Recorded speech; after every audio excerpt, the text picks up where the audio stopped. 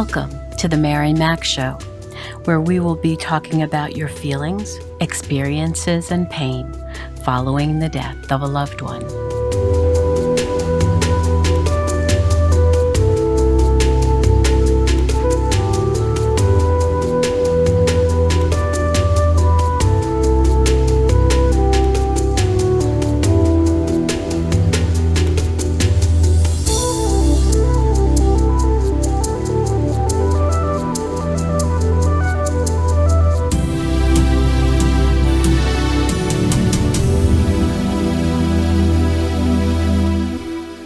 Good morning, good afternoon, good evening.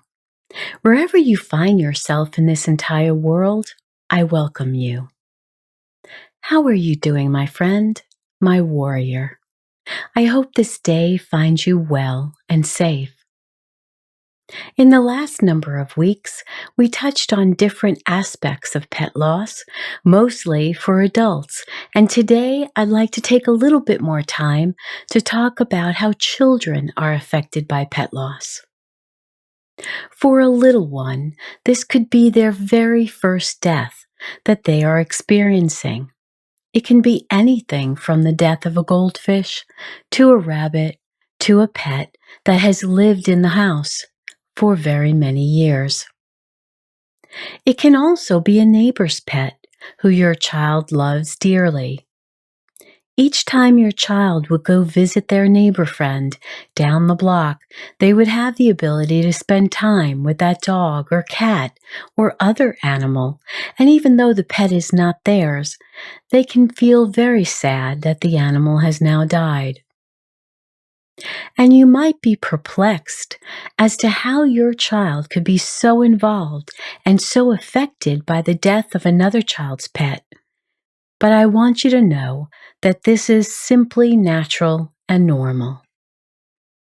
As I said in the past, the level of grief we feel for an individual or an animal all has to do with the relationship they had with that person or pet. It has nothing to do with the label that we give them. So sometimes people are wondering how we could be so sad at the death of a neighbor when they weren't even related to us. We may have had an extremely long and close relationship with that neighbor or friend, more than we could ever have had a relationship with perhaps a relative who lived 2,000 miles away. So our little ones are now learning about the death experience for the first time, something that is all new to them. And whether it is their first death experience or their second or more, their reaction and the time it takes for them to go through the grieving process has everything to do with the relationship they had with that animal and how much they loved it and how much that animal loved them. One of the most important things to remember, whether this pet was their own or someone else's, we must never make light of the fact that it was just an animal, because for our children, the level of love they felt for that pet can be all-consuming, and they are in shock, and they are unsure how this is all happening to them. Children may have trouble in school and are unable to focus on their schoolwork because they're concentrating on the pet who has died. They may have trouble eating and sleeping, and they may feel that they want to cuddle with you even more than they used to. This is their way of gaining reassurance that everything is going to be fine again. And you need to give that to them. You must be aware that they need this, so please set aside time to sit together on the sofa or lay with them in bed until they fall asleep if they are having trouble sleeping. They may ask a lot of questions now that you may not be prepared to answer, so let's look at a few of them, okay? They may find themselves crying a lot more, and they may be wondering when all this crying will finish. Let them know that crying is an absolutely appropriate reaction to when we feel sadness. Let them know that you cry when you're sad. It is a natural reaction to pain. They may also be wondering why their stomachs hurt and they don't feel hungry. This is all part of the grieving process, and we need to help them understand that we are missing that pet and that nothing is wrong, everything is fine, and we are just reacting to a pet's passing. Many times we may say things like, "Oh, don't be such a baby," or "You need to be tough now." And they're going through what might be their first death. This will only suppress their emotions and bottle up all their feelings inside, and they will lose their ability to move forward in their grieving process. So please be sensitive to their feelings at this time and watch what words come out of your mouth. If this pet, this fur baby, happened to be a constant companion after the death of their father or mother, sister or brother, even a grandparent, they will feel this loss even more. For them, this is a double loss. This pet was everything to them and helped them move through the grieving process after the death of their beloved and significant person in their life. It will take them much longer this time to grieve that pet's death because it was that pet who got them through such a difficult time in their life. Also, they may be wondering why it was their pet that died. Their friend down the block still has their pet, and your child loved them too. So why is it now that their own pet died? They may be perplexed about this, as it just doesn't seem fair to them. We must help them realize that each pet has their own life cycle. Some pets are with us for a very short time, while others could be with us for much longer. Some pets might become ill, and we have to do the right thing for them and help them with their pain, while others might be lost, killed in an accident, or even very sadly stolen. When we find ourselves not having just the right answer because they're too young to understand euthanasia, or someone taking an animal deliberately, or harming an animal deliberately, we need to choose our words very carefully. We need to say things like, "We really aren't sure why some person would do something so mean and take our fur baby, and we may never get the answer to that. But it's more important now to celebrate the life we had with them and remember all the wonderful things we did with them." You might also want to say how you feel so badly about the situation too, so that they feel connected to you and they realize they're not the only ones who feel this way. You might also say that your pet was so ill that we wanted to make sure they were no longer in pain. You must also understand that your child might be feeling guilty for some reason that seems trivial to you, but for them, it's very much a part of why they are feeling so badly. It could be as simple as they didn't pet the dog long enough, or they put the dog out of their room so they could be alone, or they didn't walk the dog with you when you asked them to, or they didn't play with the dog, or they didn't make sure that the gate was closed, or they didn't watch the dog enough when you asked them to.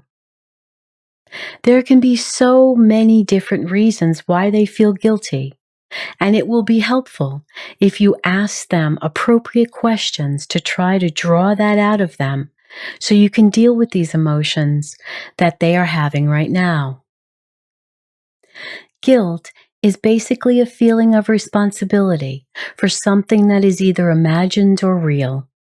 The outcome was never intended or possibly couldn't be prevented either. Let your little one know that all of us make mistakes and we can be forgiven And sometimes you need to say that out loud to make them understand that you are forgiving them for whatever it is they did or think they did. We need to let them know that everything that lives will die at some point in life. Flowers grow and blossom, and after they have provided the beauty and wonderful smells, at some point they flop over and die. We need to help them learn coping skills, so when they experience the death of a person, they will have a sense that this is all part of a life cycle. And they also need to know, as we have said before, that we could feel more passion and more love for an animal, whether it's our own or friends, than perhaps the person who we barely knew. They may also have heard someone in the family say that the pet was put to sleep or putting a pet down. Children don't understand this language because they believe that a person who is sleeping, or even the dog who is sleeping, will eventually wake up and play with them again. They will wake up the next day just like everyone else.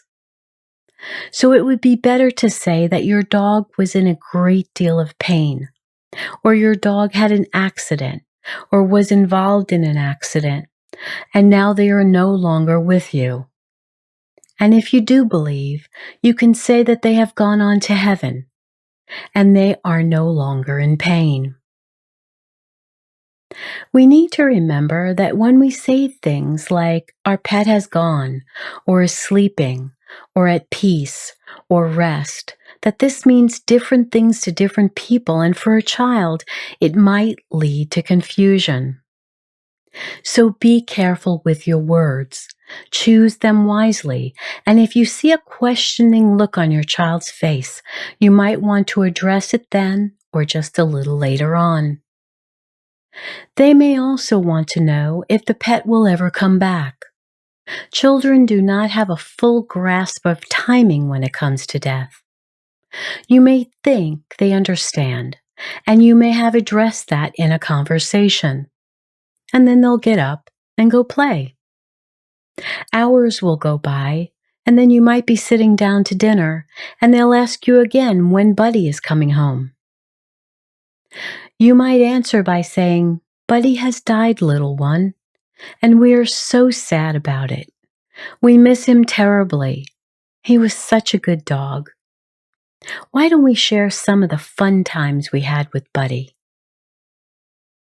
Do you remember when? You start the Remember When game and ask them to add their memories too. Have everyone in your family talk about him and tell wonderful stories that they remember. It makes your beloved pet come alive again in minds and hearts. You might also like to memorialize your pet in some manner. If you decide to bury your pet in your backyard, you can have a small ceremony where everyone gets to say goodbye and says thank you to the pet. You might also memorialize your pet by planting a flowering bush or tree, or planting or bringing flowers to a pet cemetery where you've decided to bury them. It could also be as easy as gathering a bunch of balloons. You can encourage your child to draw pictures and write notes of goodbye to the pet, thanking them for all the fun times they gave your family. You can then go out into the backyard, tape those notes to the balloon, have everyone say goodbye out loud, and anything else they'd like to share. Then all at the same time, everyone's balloons can be lifted into the air in a wonderful ceremony of thanksgiving. Lastly, we need to consider whether it is a good thing to get a new pet immediately after one has passed on. Only you can decide this as your child moves through their grieving process. Their grief is real, and it must be respected, even if they cannot give it words because of their tender age. Be kind. Be supportive. Never take their pain lightly. They will look for your warm embrace and continual comfort. Our first encounter with death is a difficult one. Be there for them in every way. So now it's time to get up, move our bodies, and dance, dance, dance. And even if you think this is a little wacky, don't think about it. Just do it anyway, okay?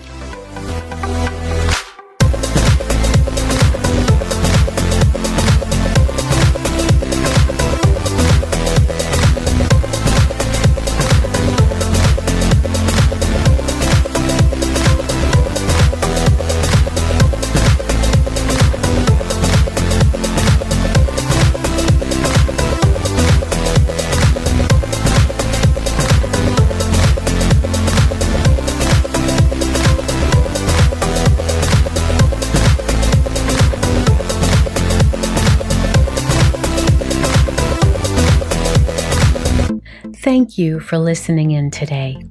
Remember to write 5 things in your journal each night that you are grateful for. Visit my website, marymac.info, for your free book. And please subscribe, rate, and review my podcast wherever you listen to me. And as always, remember to be happy because you deserve to. I'll speak to you again soon.